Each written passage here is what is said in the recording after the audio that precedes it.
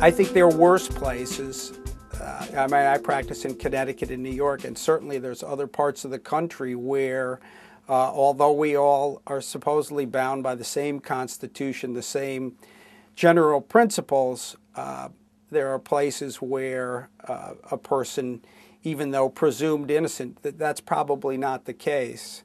So I don't travel too much as far as my practice, but I have gone around the country at various meetings, seminars, and training things. And I mean, I feel fairly confident that in the Northeast, in New York, Connecticut, in Massachusetts, that there is probably more attention and more care given to make sure that people really get the presumption of innocence and get a fair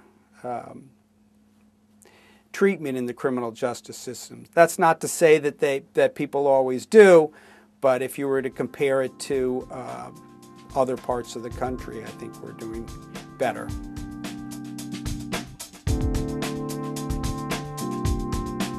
Well, I don't know all of the states. You know, from what I've heard about places, you know, in Mississippi, Alabama, certainly Texas and Florida are very liberal with the use of the death penalty. I wouldn't only limit it to the South, but again, my knowledge of everything that goes on in the country is not great, but those places are traditionally not known for being a great place to be a criminal defendant.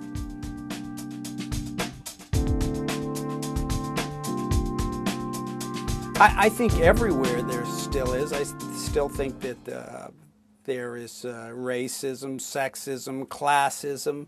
Maybe the most would be bias on the basis of class, because people that can afford to be out on bail, that can afford to spend a tremendous amount on their defense, are certainly going to fare better for the most part than people that are not.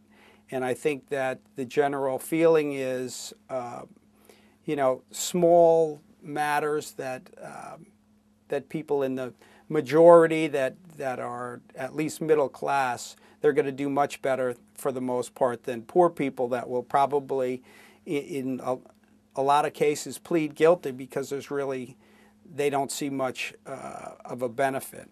They may be better off pleading guilty to get out quicker than trying to fight a case in which they might prevail, but they can't pay bail. So I still think, even though New York is better than most places, there's certainly bias.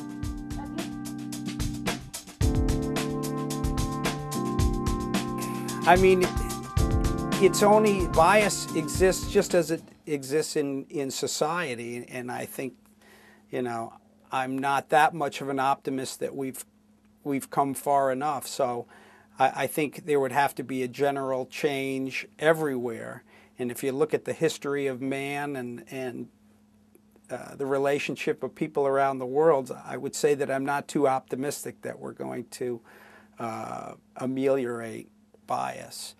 But we do what we can, and like I say, I think in some situations we do better in New York than other places.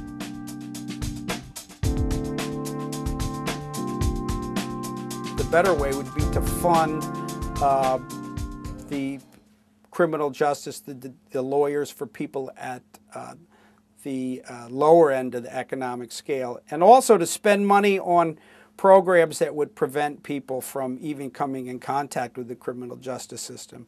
Because most of the people that are in the criminal justice system are there because they're poor. I mean, I believe that very strongly. I believe that the fact that most of the people that are in prison are there for drug offenses, and that drugs, for the most part, comes out of poverty.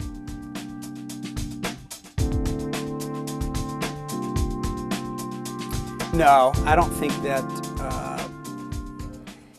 on a general day-to-day basis that the O.J. Simpson trial really changed what we see in court on a day-to-day basis.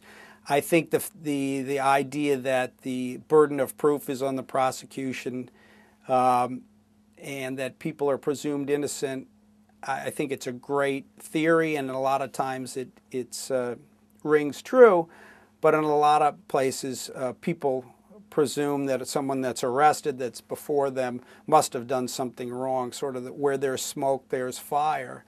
And I don't know if any one trial is going to change people's perception on that.